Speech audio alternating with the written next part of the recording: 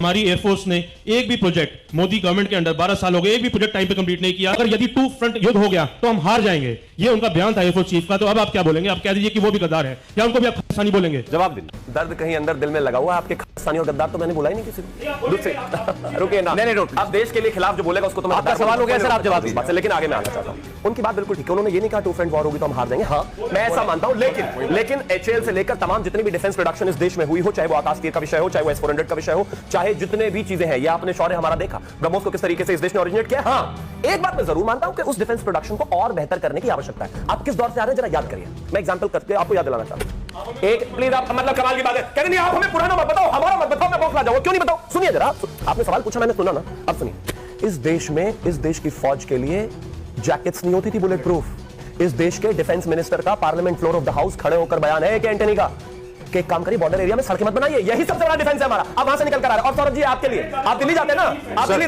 सुनिए बदला क्या, मैंने मेरी सरकार ने बदला क्या, बताता हूं मैं आपको। सौरभ जी आप दिल्ली जाते हैं ना, तहसीन भाई भी दिल्ली जाते हैं, सारे दिल्ली जाते हैं। यहां से दिल्ली तक जाने में 3 बार डिग्गी खुल के चेक होती थी, है कि नहीं?